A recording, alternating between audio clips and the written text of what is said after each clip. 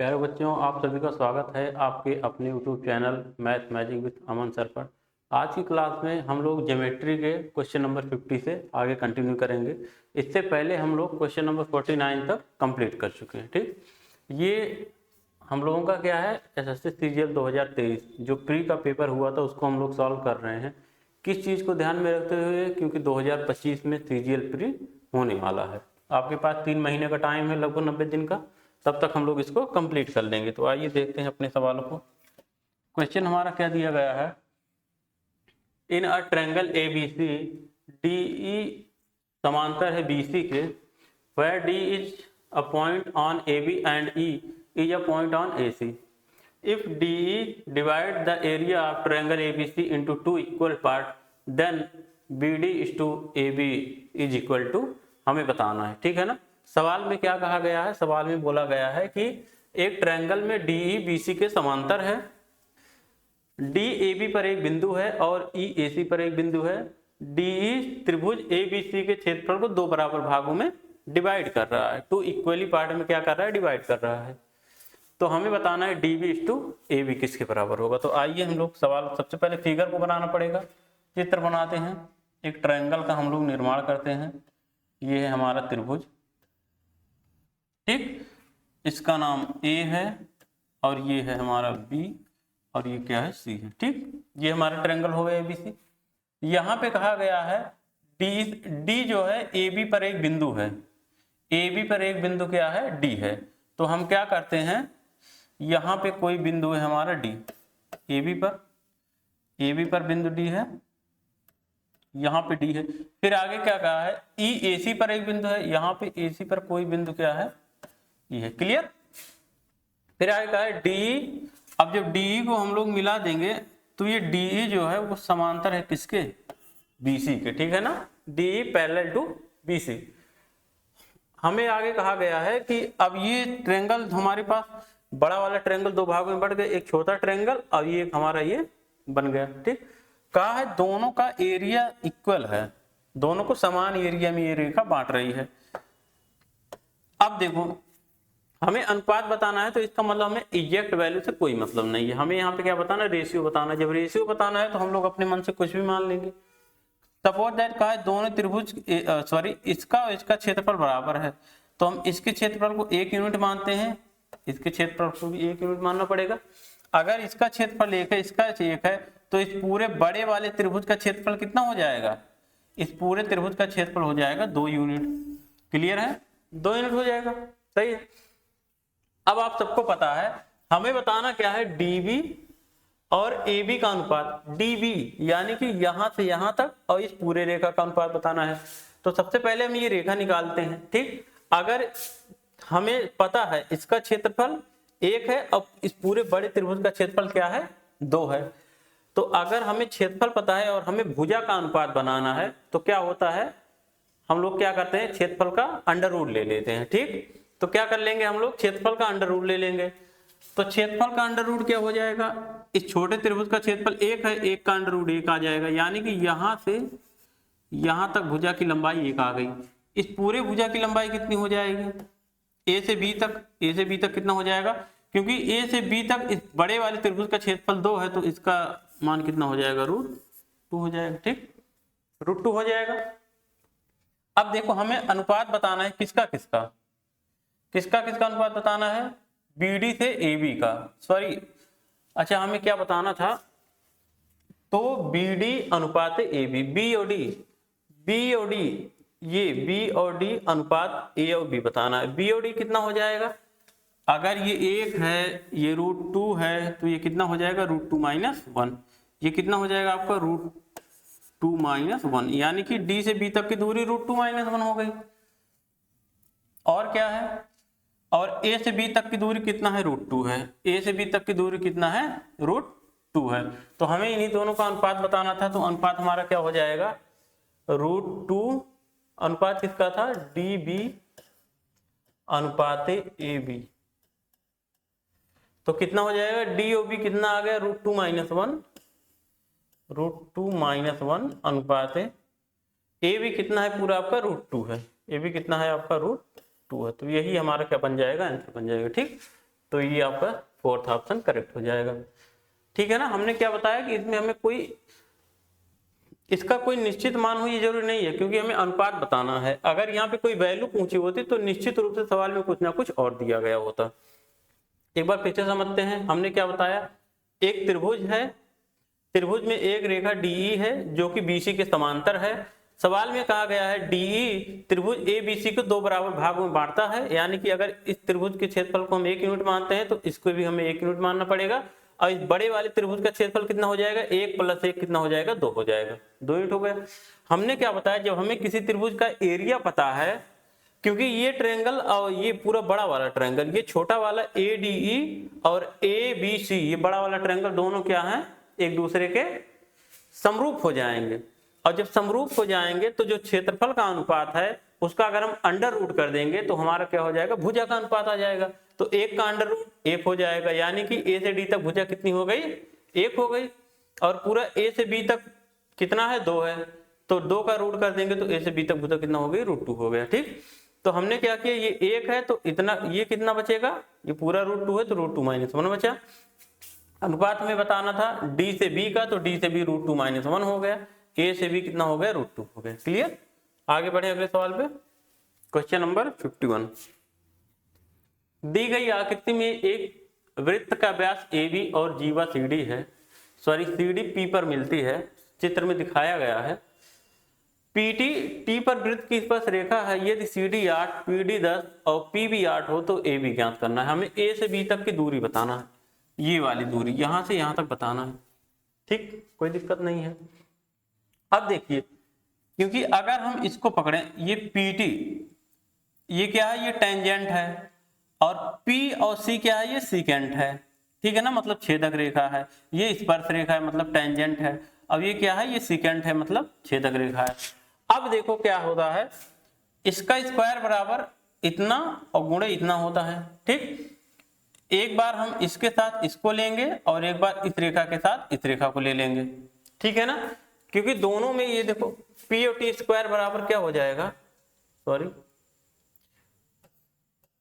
PT square बराबर क्या हो जाएगा, जब हम इस COP में देखेंगे, CP में देखेंगे तो कितना हो जाएगा, यहां से यहां तक और यहां से इंटू यहां से यहां तक, तो 10 गुणे 10 और 8 18 हो जाएगा। ठीक, अब अगर हम इसमें देखें तो P और T का स्क्वायर बराबर क्या होगा, यहां से लेके यहां तक और यहां से लेके पूरा यहां तक, यानी कि 8 = 8 गुणे, इसको अगर हम x माने तो ये कितना हो जाएगा, 8 + x, 8 + x हो जाएगा। सही है ना। अब देखो यहां से हमें x का मान निकालना, तो निकल जाएगा, 4 से इसको काट दो, 4 से 2 बार में कटेगा, और इसको 4 से काटोगे तो 18 दाम 180 को 4 से आप काट दो, यहाँ से 2 से 9 बार में, 2 से 5 बार में, तो 45 हो गया। 45 और 45 में जब हम 2 का भाग करेंगे तो 22.5 हो जाएगा। 22.5 बराबर क्या आ गया, 8 + x आ गया।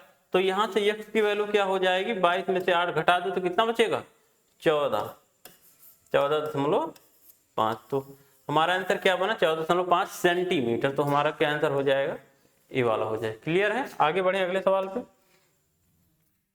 दी गई आकृति में देखो, इन the given figure a circle is inscribe in PQR। यहां देखो फिगर में दिया गया है, एक सर्कल इंस्क्राइब किया गया है ट्रायंगल PQR के अंदर, such that it touch the side PQ, QR and RP at point DE and F। देखो ये कहां कहां टच कर रहा है, D पे और E पे और F पे। ठीक, आगे फिर क्या कहा गया है, respectively if the length of the side PQ = 18। अब देखो यहां से P और Q, PQ कहां है, ये PQ, ये पूरा कितना दिया हुआ है, 18। ठीक, एंड QR = 13, QR = 13 दिया हुआ है, एंड RP = 15, R और P कितना दिया है, 15 दिया हुआ है। ठीक, ये 15 दिया गया है। तो PD की लंबाई बतानी है, PD का मतलब क्या, यहां से यहां तक, यहां से यहां तक की हमें लंबाई बतानी है। अच्छा, अब इस चीज में एक चीज आप लोग ध्यान से देखें, एक ही ध्यान से देखिए, क्या हम कह सकते हैं ये यहां से Q से Q और E टेंजेंट है इस सर्कल पे, और Q और D टेंजेंट है, ये भी टेंजेंट है, ये भी टेंजेंट है। अगर दोनों टेंजेंट हैं तो इसका मतलब इन दोनों की लेंथ क्या होगी, इक्वल हो जाएगी।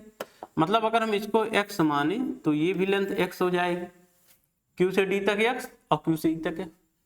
अब देखो सेम उस R से E क्या है, ये इस सर्कल पे ये टेंजेंट है RE, और RF भी इसी सर्कल पे टेंजेंट है, तो इसका मतलब जितना लंबाई इसका होगा, सॉरी इसको हम क्या मान लेते हैं, इसको हम मान लेते हैं y, तो ये भी क्या हो जाएगा y। अब देखो P से D ये भी टेंजेंट है इस सर्कल पे, और P से F ये भी टेंजेंट है इस सर्कल पे, है कि नहीं है। अगर दोनों टेंजेंट है तो इसका मतलब इसकी लंबाई क्या होगी, सेम होगी, लंबाई बराबर होगी। तो इसका मतलब इसको हम z अगर मानते हैं तो ये भी हमारा क्या हो जाएगा, z हो जाएगा। क्लियर है।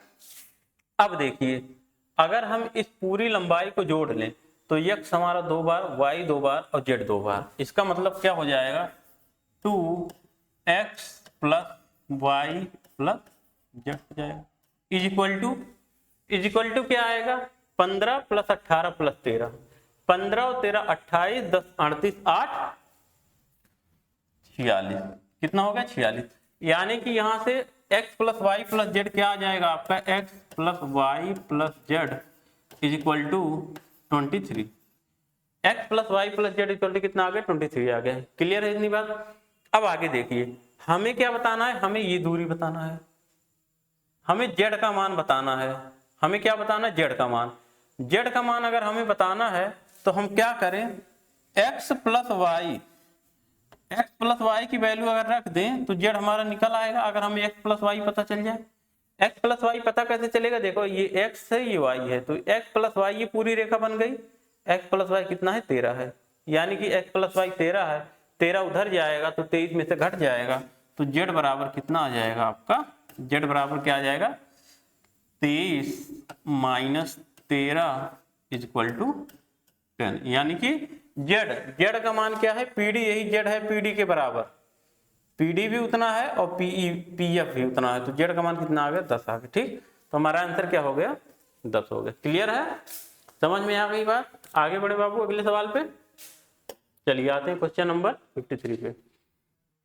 दी गई आकृति में ट्रायंगल QPS सर्वांगसम का सिंबल है, ये सर्वांगसम, ठीक, SRQ है, तो एंगल PSR का माप बताना है हमें। एंगल PSR का क्या मतलब है, एंगल PSR मतलब हमें ये वाला एंगल बताना है, इस एंगल का मान बताना है कितना होगा। अब देखो इस एंगल का मान, अगर ये दोनों ट्रायंगल सिमिलर है, ट्रायंगल QPS और ट्रायंगल क्या है SRQ, अगर ये सिमिलर है तो इसका मतलब ये एंगल जितना होगा उतना ही ये एंगल होगा। बात समझ रहे हैं ना।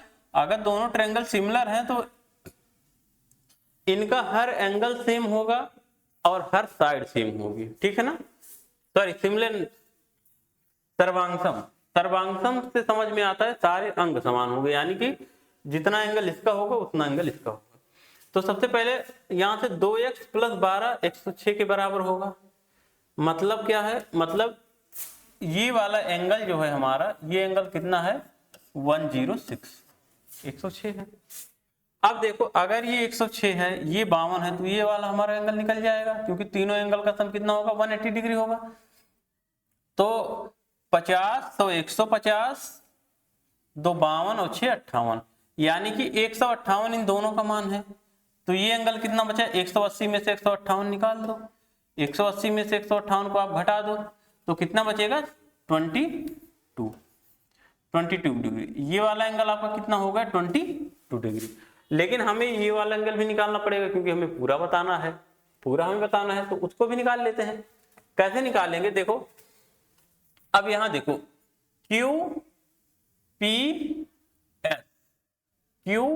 QPS सिमिलर है SRQ के, ठीक, SRQ के, यानी कि अगर ये एंगल 52 है, अगर ये एंगल यहां से Q वाला ये 52 है, तो ये Q यहां का, ये वाला एंगल भी कितना होगा आपका 52 आ जाएगा। बात समझ रहे हैं कि नहीं? सर्वांगसम बोला है दोनों, तो अगर ये एंगल 52 है यहाँ का, तो क्यू आर एस, अगर ये 52 है तो यहां से इस ट्रायंगल में ये 52 हो जाएगा ना। और हमें ये पूरा एंगल बताना था, तो 52 प्लस 22 इक्वल टू कितना होगा? 50 20 70 और 4 74, 74 डिग्री। बात समझ में आई ना? कितना हो जाएगा? 74। आपका ऑप्शन नंबर सेकंड करेक्ट हो जाएगा। आगे बढ़े। यदि त्रिभुज ABC B पर समकोण है, AB इक्वल टू 12 सेंटीमीटर और angle CAB equal to 60 degree, तो BC की लंबाई बताइए। अब देखो ट्रायंगल ABC, एक ट्रायंगल ABC है, बनाते हैं ट्रायंगल ABC। B पर समकोण है ABC, एंगल B पर क्या है? राइट एंगल है। ठीक है। AB 12 है, AB 12 है, AB कितना है? 12 है। CAB 60 डिग्री है, CAB ये कितना है? 60 डिग्री है। अगर ये 60 है, ये 90 है, तो कितना हो जाएगा? 30 हो जाएगा। क्लियर है ना? ये 30 हो जाएगा। BC की लंबाई हमें बतानी है। अच्छा एक चीज आप जानते होंगे, अगर ये 30 है तो 30 के सामने 1 होता है और 60 के सामने कितना होता है? √3 होता है। तो यानी कि अगर 1 की वैल्यू 12 है तो √3 की वैल्यू कितना हो जाएगी? 12 √3।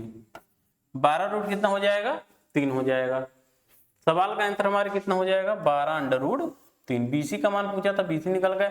AC पूछा होता तो पाइथागोरस लगा के इसको भी निकाल लेते। तो 12√3 आया है ना, तो सी वाला ऑप्शन हमारा क्या हो जाएगा? करेक्ट हो जाएगा। क्लियर है? आगे बढ़े अगले सवाल पर। क्वेश्चन नंबर नेक्स्ट देखो क्या दिया गया है। Two chords AB and CD of a circle meet inside the circle at point P. If AP is equal to 12 centimeter, AB is equal to 20 centimeter, CP is equal to 16 centimeter, then CD is equal to क्या? What? CD का मान हमें बताना है। अब देखो चित्र बनाने की जरूरत नहीं, लेकिन हम समझा दे रहे हैं समझाने के लिए। जैसे एक सर्कल है, ठीक?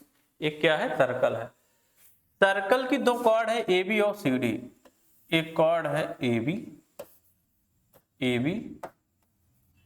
और दूसरी कॉर्ड है क्या? CD, AB CD। ठीक, ये कहां पे टच कर रही हैं? ABCD वृत्त के अंदर कहीं मिलती है। AP बराबर 12। अच्छा इसका मतलब P पर ही इंटरसेक्ट कर रही है, P पर ही इंटरसेक्ट कर रही है, P पर। अब देखो आगे क्या दिया? AP बराबर 12, A और P इसका मान 12 है, AB बराबर 20। अगर ये पूरा 20 है, A से B तक 20 है, इतना 12 है, तो इतना कितना हो जाएगा? 8 हो जाएगा। AB बराबर 20, CP बराबर 16, C और P ये है 16। तो हमें निकालना क्या है? CD, C और D, यानी कि ये पूरी लंबाई निकालनी। ये पूरी लंबाई निकालने के पहले अगर हमें इतनी लंबाई पता चल जाए यहां से यहां तक, तो हमारा काम हो जाएगा। उसी में 16 जोड़ देंगे, आंसर आ जाएगा। बात समझ में आ रही है? उसी में 16 जोड़ देंगे तो आंसर आ जाएगा। अब आइए देखते हैं। सबसे पहले हम P और D निकालते हैं। तो PD बराबर PD क्या हो जाएगा? होता क्या है? इतना गुणे इतना बराबर इतना गुणे इतना। PD गुणे 16 बराबर 12 गुणे 8, यही होता है। अब देखो काट दो। 8 से 16 कितनी बार में? 2 बार में, और 2 से 12 6 बार में। यानी कि PD का मान कितना आ गया? 6 आ गया। अगर ये 6 आ गया, ये 16 है, तो पूरा DC या CD कितना हो जाएगा? 16 और 6 कितना? 22 सेंटीमीटर। ठीक, तो आपका आंसर क्या आ जाएगा? 22 सेंटीमीटर। पहला वाला ऑप्शन हमारा क्या हो जाएगा? करेक्ट हो जाएगा। क्लियर? आगे बढ़े अगले सवाल पे। देखो क्वेश्चन नंबर 57 है। In the given figure PQ is a chord PQ, ये क्या है? एक कॉर्ड है। आगे क्या दिया है? Passing through the centre O से होके गुजर रहा है ऑफ द सर्कल।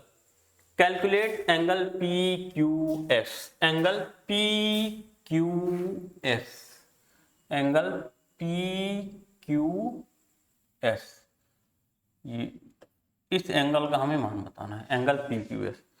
बताइए क्या होगा, बताओ क्या होगा। देखो कैसे निकालेंगे, ठीक। ये एंगल 110 है। अच्छा, सबसे पहले आप लोग एक चीज ये जानते हो कि चक्रीय चतुर्भुज, चक्रीय चतुर्भुज का मतलब क्या होता है? यदि किसी चतुर्भुज के चारों शीर्ष, चारों वर्टेक्स किसी सर्कल पे हो, अगर किसी क्वाड्रिलेटरल के चारों वर्टेक्स किसी सर्कल पे हो, तो वो जो हमारा क्वाड्रिलेटरल होगा वो क्या होगा? चक्रीय होगा, ठीक है ना, साइक्लिक होगा।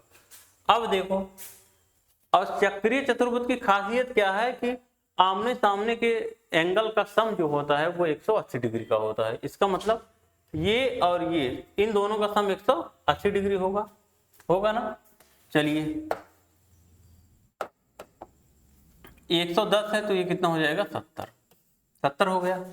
अब आप देखो, अर्धवृत्त में बना कोण समकोण होता है।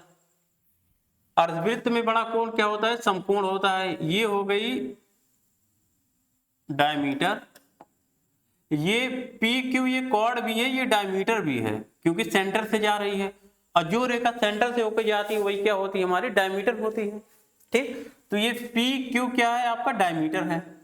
ये व्यास है, और व्यास से अगर किसी सर्कल पे कोई एंगल बनता हो तो वो कितना होता है? 90 डिग्री का, यानी कि अर्धवृत्त में वो बनेगा कोण, और अर्धवृत्त में अगर कोई कोण बन रहा है तो क्या होगा? समकोण होगा। तो इसका मतलब ये एंगल कितना होगा आपका? 90 डिग्री का होगा। ये एंगल कितना होगा? 90 डिग्री का होगा। अगर ये 70, ये 90, तो 9 7 16 160, तो ये कितना बचा? 20। तो इसका मतलब आंसर क्या आ जाएगा आपका? 20 डिग्री, ठीक। आंसर कितना हो गया? 20 डिग्री। आगे बढ़े अगले सवाल पे। क्वेश्चन नंबर नेक्स्ट है। अब देखो, ये स्टेटमेंट इसमें कुछ दिए हुए हमें बताना है। Which of the following statement is false, यानी कि कौन सा कथन क्या है?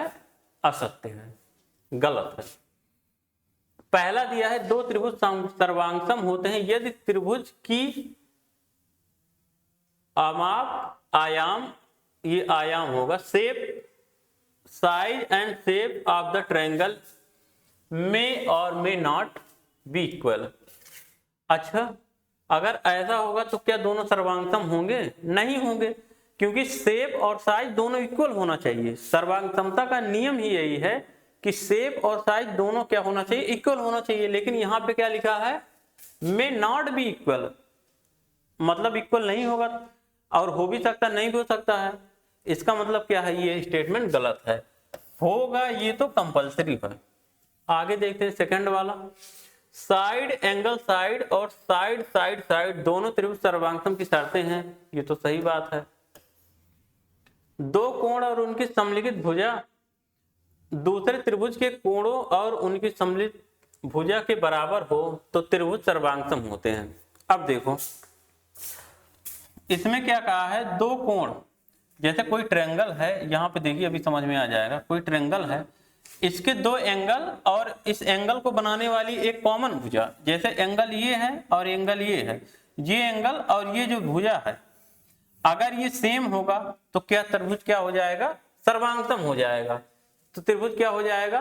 कॉन्ग्रुएंट हो जाएगा, मतलब सर्वांगसम हो जाएगा। तो इसका मतलब ये वाला भी सही है।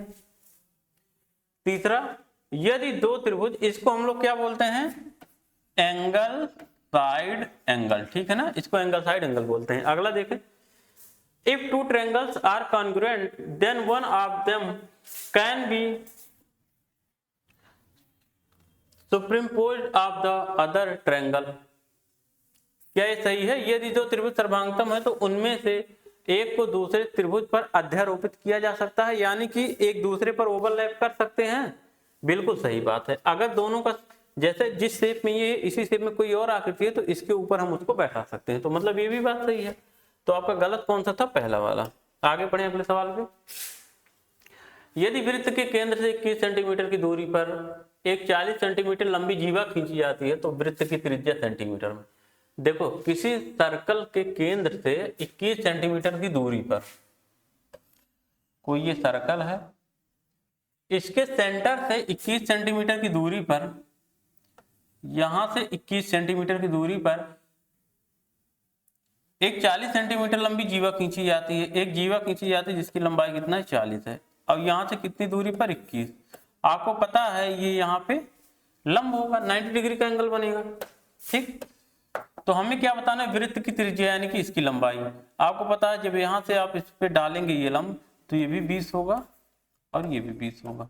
ठीक, तो अगर ये 20 है तो ये 21 है, ये कितना हो जाएगा आपका 29, क्योंकि 20, 21, 29 क्या है, ट्रिपलेट है। ट्रिपलेट क्या है, 20, 21 और 29। ठीक, ये ट्रिपलेट है, तो हमने क्या देखा, 29 हो जाएगा। ठीक, ट्रिपलेट याद कर लीजिएगा क्योंकि बहुत ही अहम रोल प्ले करता है टाइम बचाने में। किसी त्रिभुज की प्रत्येक भुजा की लंबाई 12 सेंटीमीटर है, उस त्रिभुज की परित्रिज्या की लंबाई। देखो अगर प्रत्येक भुजा की लंबाई 12 है, इसका मतलब वो त्रिभुज क्या है, समबाहु त्रिभुज है। अगर त्रिभुज समबाहु त्रिभुज है तो उसकी परिवृत्त की त्रिज्या r बराबर क्या होता है, r बराबर क्या होता है, a/√3। a मतलब क्या है, a त्रिभुज की भुजा है, तो त्रिभुज की भुजा कितनी है, 12/√3। √3 से आप 12 को काटोगे तो ये कितनी बार जाएगा, 4√3 टाइम्स में। 4√3 इसका क्या हो जाएगा, आंसर हो जाएगा। ठीक, 4√3 आंसर हो जाएगा। क्लियर, बात समझ में आ गई। आगे देखते हैं अगले सवाल पे। डी एक वृत्त की जीवा है और KDE वृत्त की छेदक रेखा है। KD बराबर 9, DE बराबर 7 और KH बिंदु पर वृत्त की स्पर्श रेखा है, तो KH की लंबाई।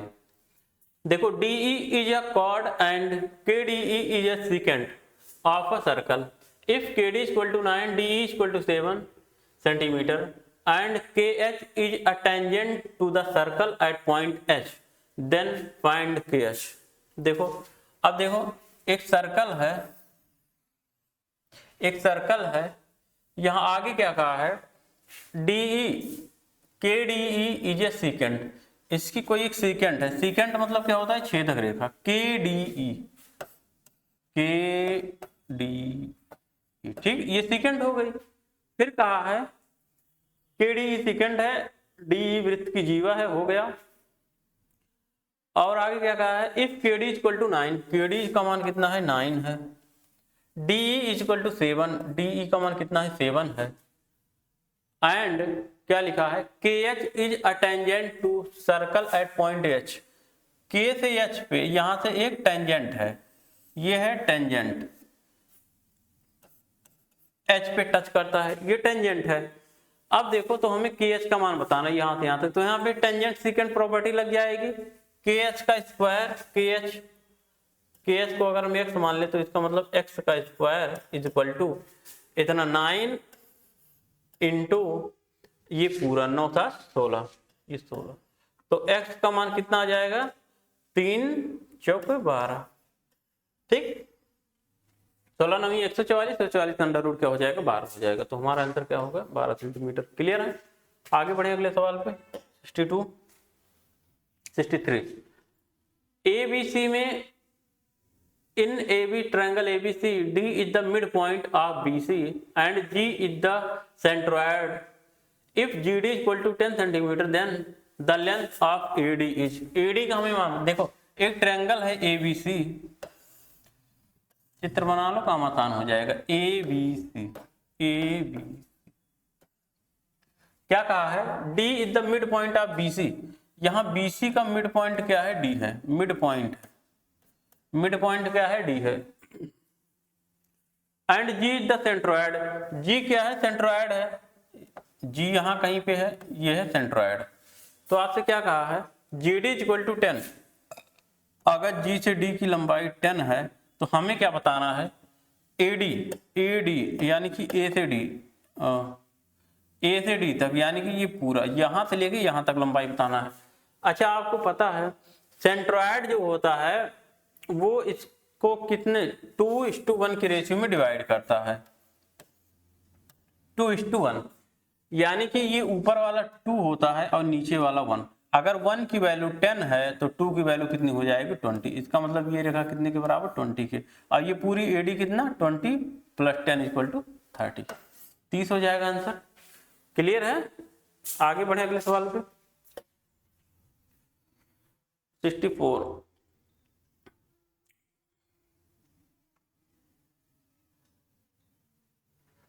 22 सेंटीमीटर और 16 सेंटीमीटर त्रिज्या वाले दो वृत्त बाह्य रूप से स्पर्श करते हैं।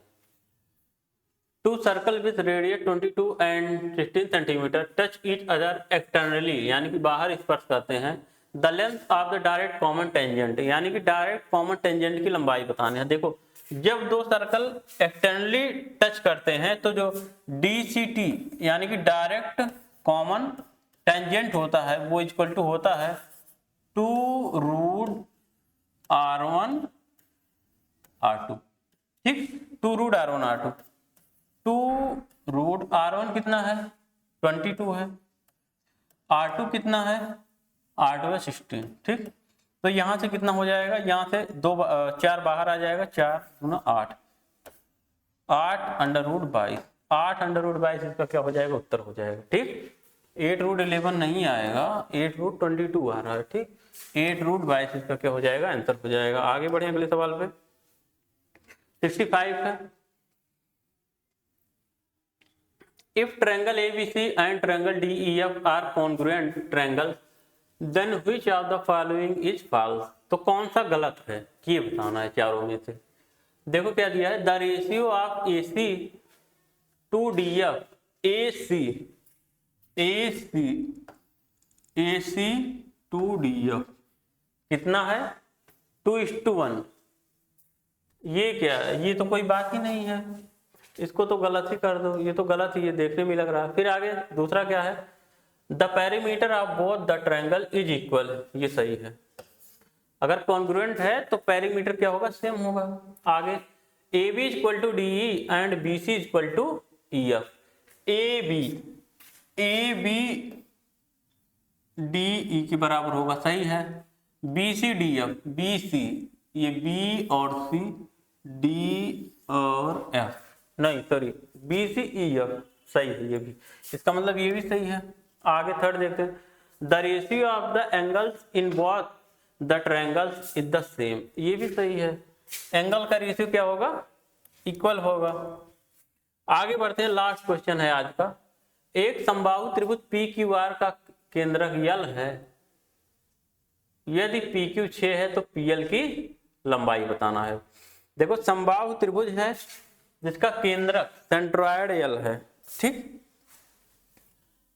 PQ 6 है तो हमें PL की लंबाई, ये आप लोगों का होमवर्क है, इसको होमवर्क में लगा के आना है। इसका मैं फिगर बना दे रहा हूं, लगा के आइएगा। PQR, ठीक, ट्रायंगल है, इसका केंद्रक L है, ये L है। PQ का मान 6 दिया है तो PL की लंबाई बताना, ठीक। तो हमें PL की लंबाई बताना है, ये इसका मान बताना है, ठीक। ये आपका होमवर्क का क्वेश्चन है, इसको लगा के आप लोग आंसर कमेंट में बताइएगा, ठीक। आज हम लोग यहीं तक रखते हैं, इसके आगे हम लोग कल करेंगे। तब तक के लिए जय हिंद।